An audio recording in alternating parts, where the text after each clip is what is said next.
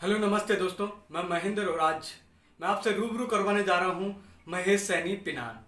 दोस्तों, ये ऐसे कलाकार हैं जिन्होंने पद दंगल में अपनी ख्याति प्राप्त की है। दोस्तों, ये बचपन से ही पद दंगल में अपने परफॉर्मेंस देते रहे हैं। दोस्तों, मैं आपसे एक निवेदन करना चाहता हूँ कि आप इस वीडियो को पूरा देखें। अगर आपके कोई विचार हों तो इसे कमेंट करके जरूर बताएं। दोस्तों, तो चलिए हम होते हैं रूबरू महेश जी से। एक कथा गाते हैं वो भगवान शंकर माता पार्वती की, वो अमर कथा जिसमें भगवान शंकर माता पार्वती को बार बार समझाते हैं कि आप वहाँ यज्ञ में मत जाओ, लेकिन वो नहीं मानते कि मेरे पिताजी ने ये किया, मैं तो जाऊंगी। तो उस पद शैली के माध्यम से मुझे बहुत मजा आता है गाने में। भगवान शंकर क्या कहते हैं पार्वती माता से, वो सती भवानी से, के बिना बुलाए मत जाए सती जी मान घटे गो तेरो रे, बिना बुलाए मत जाए सती जी मान घटे गो तेरो रे, तेरा बाबुल ने को दियो नो तो मेरो रे, बिना बुलाए मत जाए सती जी मान घटे गो तेरो रे, तेरा बाबुल ने को दियो नो तो मेरो रे।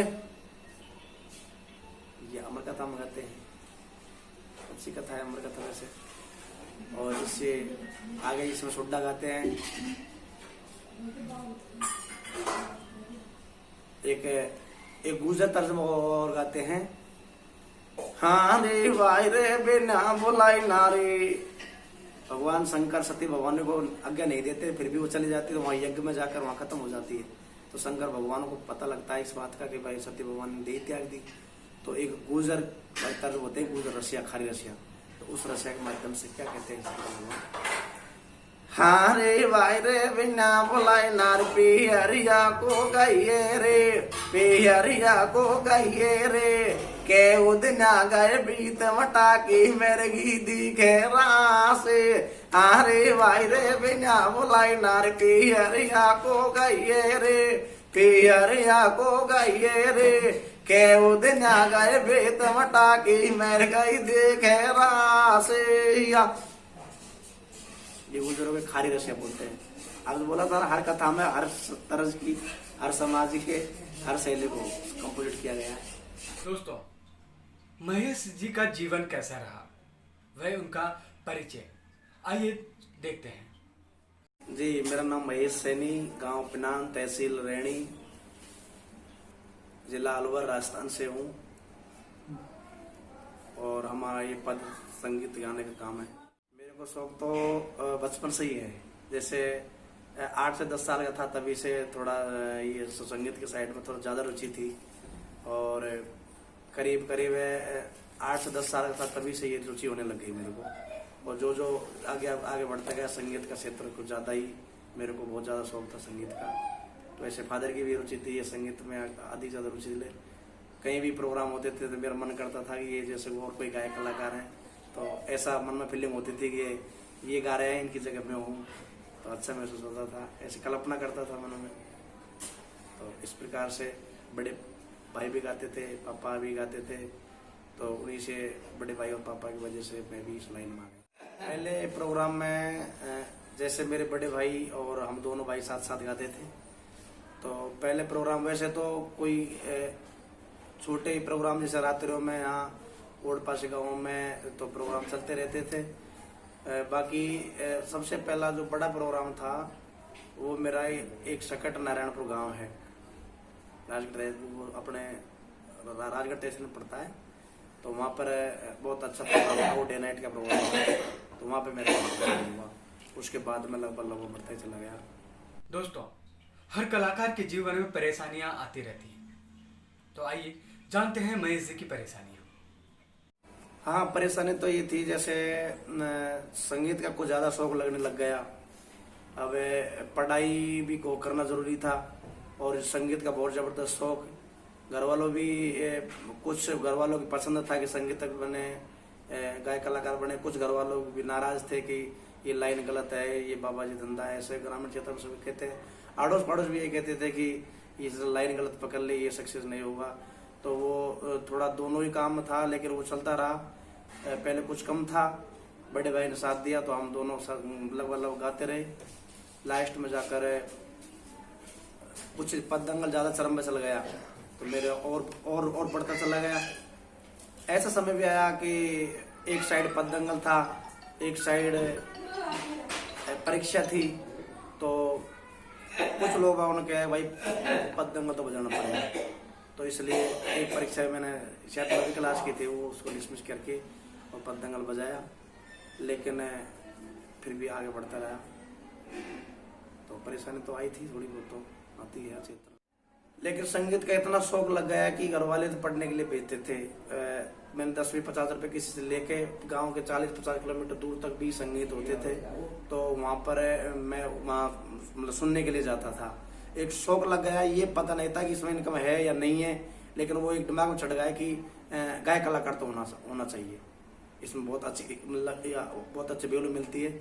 लाइफ का भी ये ध्यान नहीं रहा कि तू क्या करेगा क्या नहीं करेगा, सब कुछ संगीत में को नौछावर कर दिया। राजस्थान के जैसे करौली जिला है, दौसा जिला है, अपने सवाई माधोपुर जिला है, और एक जैसे कोटा है, तो इधर कोटा से आगे नहीं गए, और इधर जयपुर, अपने भरतपुर और अलवर, ये संगीत, ये क्षेत्रीय संगीत है। वैसे इनसे आगे जब गाने के लिए जाते हैं तो लोग समझ, शैली में अंतर आ जाता है, तो लोग समझते हैं कम है। दोस्तों, पद दंगल क्या नए लोग सीख सकते हैं? अगर सीख सकते हैं तो उन्हें क्या क्या ध्यान रखना होगा? तो आइए जानते हैं महेश जी से इस बारे में विचार। नए लड़के अगर इस संगीत में, इस क्षेत्र में शैली में आना चाहे, तो मैं तो उनसे एक ही निवेदन करना चाहता हूँ मेरे एक्सपीरियंस से, कि अच्छा है शौक अपना पूरा करो, लेकिन पहले अपने पैरों पर मजबूत खड़ा हो जाओ। अपने हाथों का जो रोजगार है, अपना जो बिजनेस है, जो अपना, उसको पहले अहमियत दे। कैसे कैसे हमारे तो पार लग गई, लेकिन नए लड़कों के लिए जो अगर सीखना चाहे तो इसमें ये जरूर नहीं है कि भाई इनकम हो और सभी सक्सेस हो। हमारे आजकल क्षेत्र से 36 पार्टियां, पद पार्टियां बन चुकी है, लेकिन फिलहाल सब बैठ चुकी है, क्योंकि कोई साल गया, किसी ने 2 साल गया, किसी ने 3 साल गया, सब बैठ गए। तो सक्सेस होना सभी का मतलब ये नहीं, ये जरूर नहीं है कि सक्सेस हो, लेकिन पहले अपना धंधा अपना मजबूत होना चाहिए। तो पद दंगल क्या होता है, आइए जानते हैं पद दंगल के बारे में। पद दंगल का मतलब होता है जैसे 2 पंक्तियों को एक साथ जोड़ना, जैसे लास्ट के शब्द को जोड़ना। जैसे मीराबाई ने गाया था, पायो रे मैंने राम रतन धन पायो, तो वो पद प्राचीन समय से पद आगे की शैली चली आ रही है। सूरदास ने भी गाए थे, मीराबाई ने, कबीरदास ने भी गाए थे। तो एक शब्द को, एक लाइन को 2 भागों में बांटकर उनके लास्ट की टक्कर मिलना, ये पद होता है। जैसे महाभारत से एक पद बनाया था, जिसमें भगवान कृष्ण शांति दूत बनकर जाते हैं और राजा दुर्योधन से कहते हैं कि भैया आप एक काम करो महाराज, आप 5 पांडवों को उनके हिस्से का राज वापस लौटा दो। तो वो नहीं मानता है कि नहीं, मैं राज नहीं दूंगा।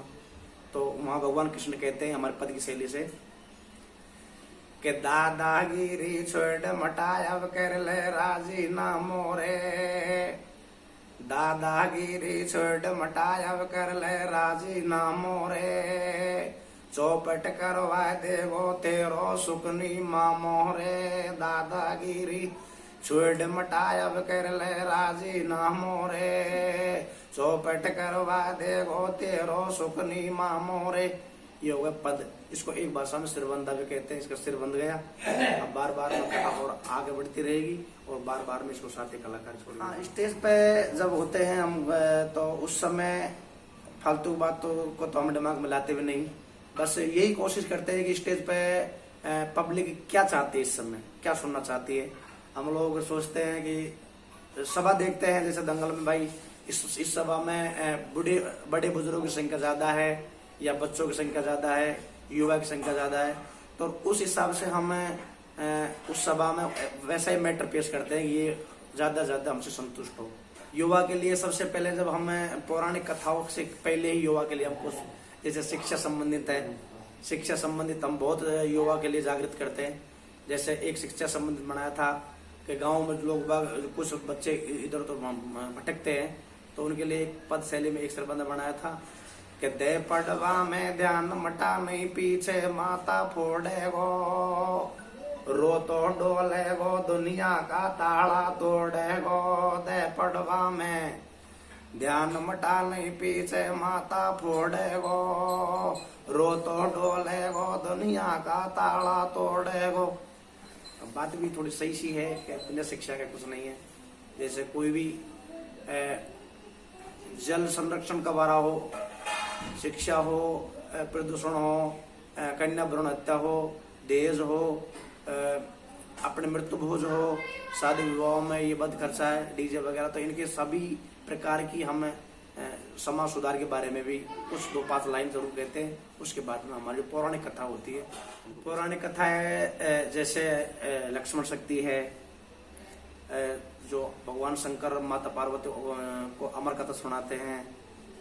भगवान विष्णु जी, देवी लक्ष्मी जी एक बार एक क्रीड़ा करते हैं, एक घोड़ी बनती है, माता लक्ष्मी जी भगवान विष्णु घोड़ा बनते हैं, एक नापुत्र राजा को पुत्र दे देते हैं, तो वो कथा हमारे शैली में गाते हैं। जैसे द्रौपदी का चीरहरण है तो उसको गाना, राजा परीक्षित की अंतर कथा जो बहुत गहराई से ली जाती है महाभारत में। वो तो पद दंगल गाने से पहले क्या क्या किया जाता है, कैसे स्टेज सजाया जाता है, आइए जानते हैं महेश जी से पद दंगल का बारे में।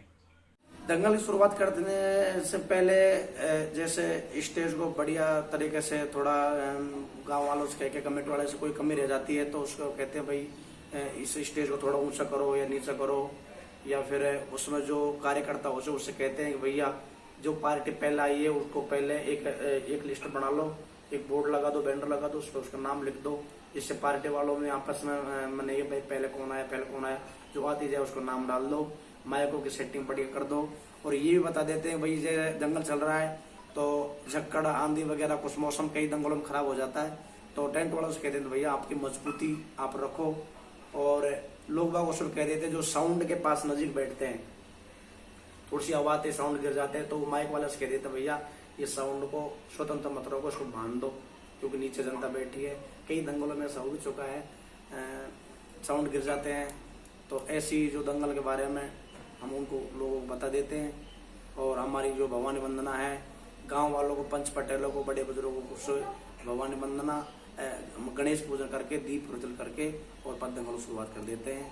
जितनी 4 पार्टी है, 5 पार्टी है, वो अपने क्रम से 1-1 घंटा का नंबर जितना कमेटी निर्धारित समय करती है उसके हिसाब से हम अपना अपना नंबर बजा देते हैं प्यार प्रेम से। फेवरेट कथा तो जैसे लक्ष्मण शक्ति है, एक बहुत अच्छी कथा है, समझिए लक्ष्मण शक्ति बहुत खुद भी मेरे को रोज आ जाता है। एक भगवान शंकर माता पार्वती की जो अमर कथा है बहुत अच्छी कथा है, फेवरेट है। एक पिस्सा मैंने छोड़ दिया था, एक ऊखा चरित्र जो अनिरुद्ध भगवान कृष्ण का पोता था, उसका ऊखा के साथ में शादी होती है, वो कथा एक मेरी बहुत फेवरेट है। हाँ, ऊखा भाई के बारे में बता देता हूँ। ऊखा भाई जो कथा गाता था मैं उस समय, ऊखा भाई फिलहाल नहीं गाता हूँ, तो उसमें बाणासुर राजा था, वो बड़ा घमंडी था। भगवान शंकर से कहता है कि मेरे समान कोई वीर योद्धा हो तो उसको मुझे मेरे सामने खड़ा करो, मैं उसे युद्ध करना चाहता हूँ। तो राजा बाणासुर से कहता है कि राजा, भगवान शंकर कहते हैं कि राजा तो इस घमंड को छोड़ दे, आपसे वीर तो बहुत हैं। और एक ध्वजा देता है, झंडे देता है कि इस झंडे को आपके महल को पटना कर लेना, जब भी आपके समान कोई वीर योद्धा होगा तो ये झंडी नीचे गिर जाएगी। तो उस झंडी को लेकर आ जाता है। राजा बाणासुर की बेटी थी जिसका नाम था ऊखा भाई, तो उसको रात में सपना आता है और सपने में माता पार्वती के वरदान के अनुसार उसको सपने में अपन होने वाले पति दर्शन दे देते हैं। माता पार्वती उनको वरदान दे देती है कि तेरे शादी होगी, उस सपने में आपको दर्शन मिल जाएंगे। तो भगवान कृष्ण का पोता यानी प्रद्युम्न जी का पुत्र अनिरुद्ध उसको सपने में दिखते हैं। तो दासी चित्तररेखा थी, ऊखा बाई की एक सहेली थी दासी चित्तररेखा, उससे कहते हुए ना मेरे सपने में जो पति मिले थे उन्हीं का मेरा हकीकत का पति बना दो। एक शुड्डा शैली के माध्यम से, पद शैली के माध्यम से हम इसको गाते हैं। तो एक पद शैली के माध्यम से ऊखा बाई क्या कहती है, हाँ रे सुपनो आयो आदि पे वाला मोएली दे रे सो, मोए सुपनो आयो आदि पे वाला मोएली दे रे सो, पहले क्या पे राय तू रंग बरे सो, सुपनो आदि पे बाला मायली दरत सो पहना मेरा तू रंग बरसो। तो इस प्रकार से लास्ट में जाकर वो खबाई बार बार रोती है, तो वो चित्ररेखा चित्रण करती है और चित्र बनाने पर उखाबाई पहचान जाती है कि ये अनिरुद्ध नाम का ये जो लड़का है, इसी ने मेरे को दर्शन दिया था। दास चित्ररेखा अपनी माया से उस पुत्र को अपने महलों में ले आती है और उसका मिलान करा देती है, शादी संपन्न हो जाती है। ऐसा कई कथा अपने अपनी शैली के हिसाब से अपने कथा को गाते हैं। जैसे ये जरूर होता है, जैसे किसी ने एक शैली में कोई कथा गा दी, जैसे मान लो रावण अंगद संवाद है, किसी ने एक ने गा दिया, तो हमारे दंगलों में नियम होता है कि उस कथा को कोई दोबारा कोई पार्टी नहीं गाए। तो ऐसा ये नियम भी होता है कि ये पार्टी चाहे उसने 5 मिनट की वो कथा गाई है, तो 5 मिनट की कथा गाई तो उसके अनुसार वो दूसरी पार्टी उसको नहीं गा सकती, ऐसा नियम है। बाकी बहुत से नए कलाकार होते हैं जो कुछ एक एक कथा को 2-2 बार तो खैर नहीं गाते, लेकिन जैसे उसको पता नहीं होता है तो वो 2 बार चालू कर देते, तो वो दंगल वाले कह देते हैं भाई कथा हमने सुन ली, आपको दूसरी सुनना पड़ेगा। अपने अपने हिसाब से गाते हैं। बाकी इसमें ये है सिस्टम जरूर है, कोई अपने शैली को किस हिसाब से गाता है, कोई पद शैली को गाता है, कोई किसको गाता है। तो मैंने विचार लगाया कि बार में कि यार सोचा कि पद चल रहा है, तो पद के स्टार तो आप जानते हैं सब दंडेराम जी हैं, 5-7 दशकों तक वही स्टार है या उनके जनक है पदों के। तो पदों से हटकर फिर हमने क्या किया कि पदों के बीच में कुछ ऐसी अलग से चीज दी जाए जिससे लोगों का हमारी तरफ ध्यान केंद्रित हो या फिर हमारा कुछ डेवलप हो। तो उस हिसाब से पदों के बीच बीच में मैंने अनेक प्रकार की तर्ज, जैसे हमारे ग्रामीण क्षेत्रों में सुड्डा है, जैसे कन्हैया है, जैसे ये लंबा गीत है, ये लोकल गाँव की संगीत है ग्रामीण क्षेत्र का लंबा गीत, हरि कीर्तन है, जैसे विराटनगर साइड नेड़ा बोलते हैं। तो वो सारी तर्जों को, सारे रागों को मैंने एक कथा में मतलब उनको समावेश कर दिया। जैसे एक कथा में सीता जी का हरण होता है, तो सीता जी जाती है तो वहाँ एक स्त्री मिलती है उनको, तो वो स्त्री नेड़ा तर्ज के माध्यम से सीता जी से पूछते हैं कि आप कौन हो, आप कहाँ से आई हो, कहाँ को जा रही हो। तो वो एक नेड़ा जो विराटनगर साइड गाते हैं, हेर कुण से कोड़ा के रहवाड़े, हेर कुण से कोड़ा के रहवाड़े, के मुन तेरो टेढ़ो तो बता दे, कुण से कोड़ा के रहवाड़े रे मुन तेरो टेढ़ो तो बता दे। तो ऐसी तर्ज है। जैसे लंबा गीत में कोई आ जाता है, हर सुन ले रे सुन वाला तेरे आकाही बाणी बोले, सुन ले रे सुन वाला तेरे आकाही बाणी बोले, बेहड़ बन में हर बेकट बनी के बीच तिरिया ले ले हिल के रोवे, बेकट बनी के बीच तिरिया ले ले हिल के रोवे। इसी तरह से जैसे और आगे चलते हैं, कई जगह जगह पर जैसा टून बदलनी पड़ती है, आला उदल की तरह मतलब हम दे देते हैं। हरे देखो के रसण जे कोरे नाती, देखो के रसण जे कोरे नाती। ये बात उस जगह की है जब भगवान कृष्ण का पोता अनिरुद्ध राजा बाणासुर की सेना से लड़ाई भी लड़ता है। तो वो राजा बाणासुर की सेना तो बहुत ज्यादा थी और अकेला अनिरुद्ध जो भगवान कृष्ण का पोता था, जो प्रद्युम्न जी का पुत्र था, वो बाणासुर की सेना से अकेला लड़ रहा है।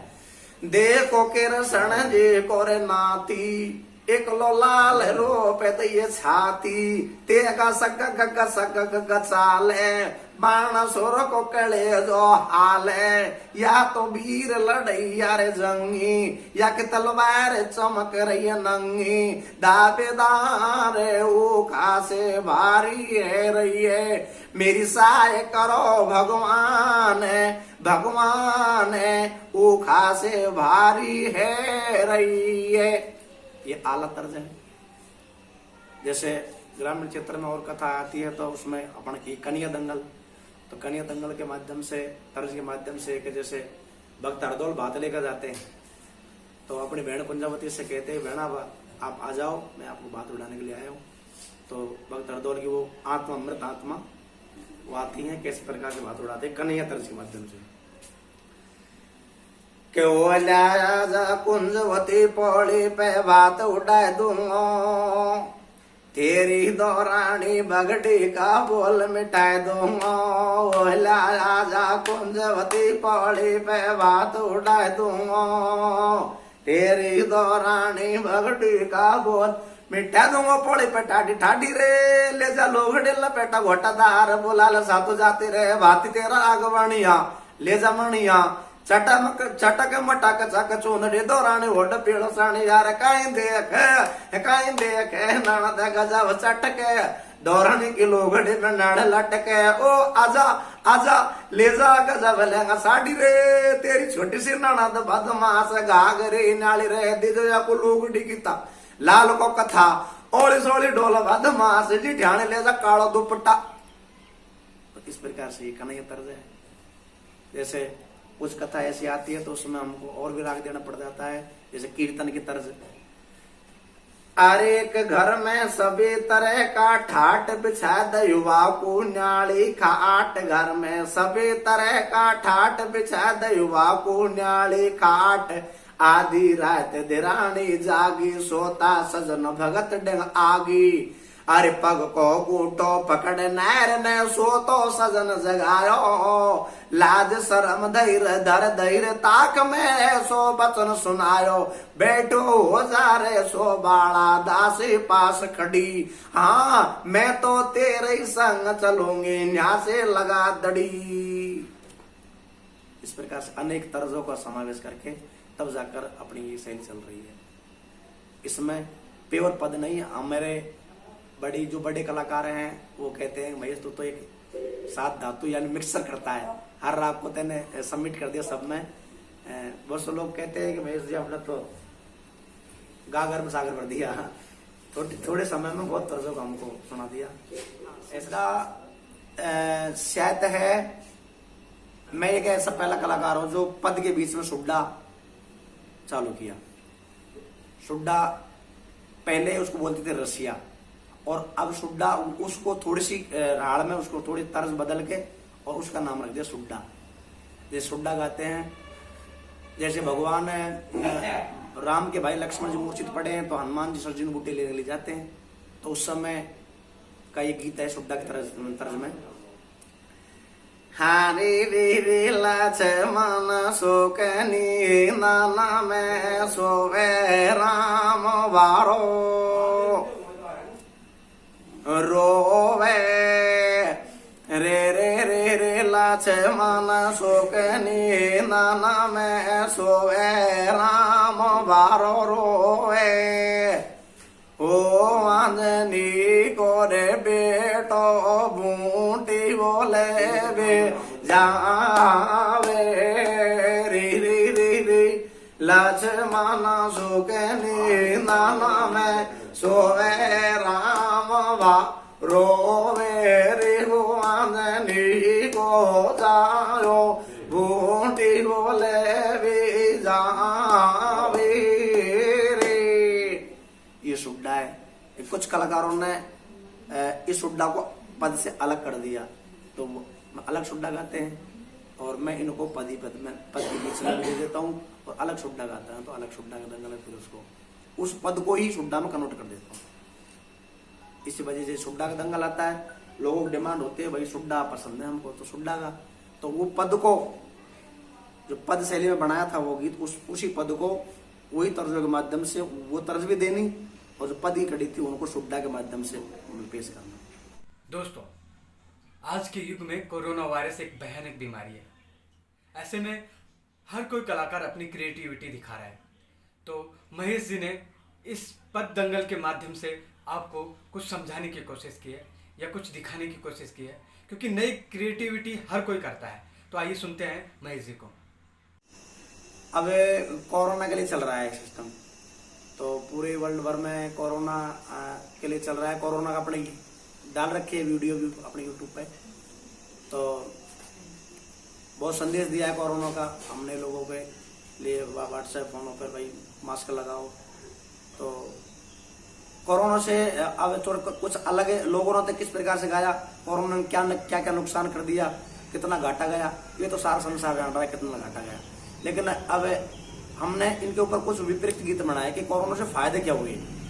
तो कोरोना से फायदे ये हुए, आप सुनोगे कि कोरोना सो कई फायदा होगा मेरा भाई रे, कोरोना से कई फायदा होगा मेरा भाई रे, गंगा यमुना की फोकट में हुई सफाई रे, कोरोना से कई फायदा होगा मेरा भाई रे, गंगा यमुना के फोकट में हुई सफाई रे।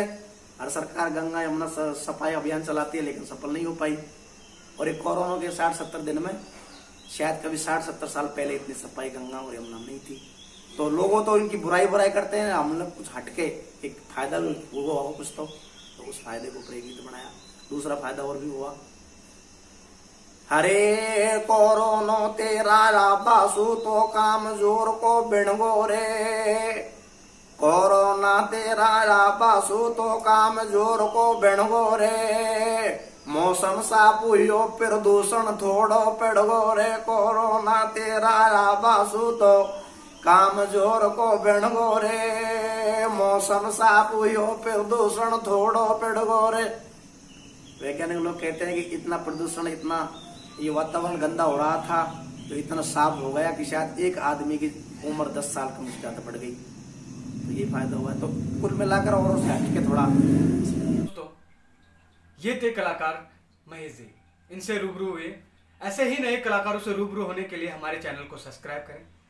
और दोस्तों अगर आपके कोई भी विचार हो तो हमें कमेंट करके जरूर बताएं। तब तक के लिए जय हिंद।